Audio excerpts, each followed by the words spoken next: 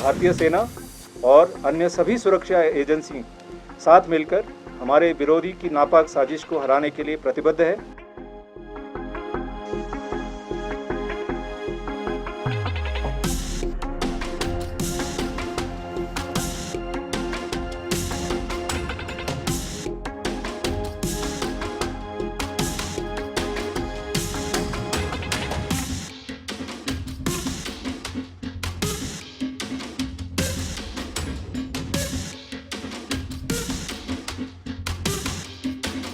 बारह जुलाई को हमारे खुफिया एजेंसी द्वारा विशेष सूचना दी गई थी, जिसे बाद में जम्मू कश्मीर पुलिस द्वारा भी पुष्टि किया गया कि विदेशी आतंकवादियों की एक टोली केरन सेक्टर के माध्यम से घने जंगल और नालों के किनारे घनी झाड़ियों का लाभ उठाकर घुसपैठ करने की कोशिश कर सकते हैं।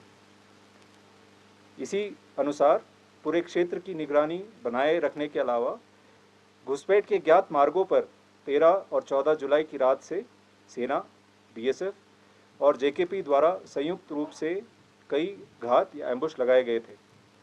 पूरे क्षेत्र में 24 घंटे सैनिकों द्वारा हाई अलर्ट बनाया रखा गया था। 14 जुलाई को लगभग 1500 बजे नियंत्रण रेखा के पार पाकिस्तानी सेना के नियंत्रण वाले क्षेत्र में 3 आतंकवादियों की गतिविधि देखी गई। कई उच्च तकनीक वाले निगरानी उपकरणों का उपयोग करके आतंकवादियों की गतिविधि पर लगातार नज़र रखी गई। घने जंगल और खराब मौसम का लाभ उठाते हुए आतंकवादी नियंत्रण रेखा के पार घुस गए और बाढ़ की ओर बढ़ने लगे। घात लगाकर उचित अवसर देख के हमला किया गया और आतंकवादियों को नियंत्रण रेखा की बाढ़ यानी कि एलसी फेंस से काफ़ी पहले ही सटीक गोलाबारी शुरू कर दी गई। आतंकवादी भारी हथियारों से लैस थे, अच्छी तरह से प्रशिक्षित थे और आधुनिक हथियारों और उपकरणों से लैस थे।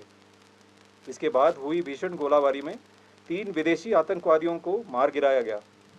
इसके बाद क्षेत्र की विस्तृत तलाशी के दौरान बड़ी मात्रा में युद्ध सामग्री बरामद की गई।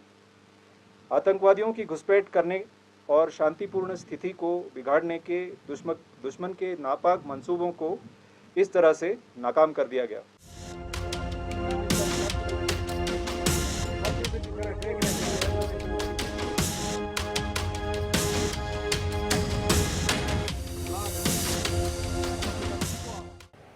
अंतिम सांसें गिन रहा है, अंतिम सांसें गिन रहा है।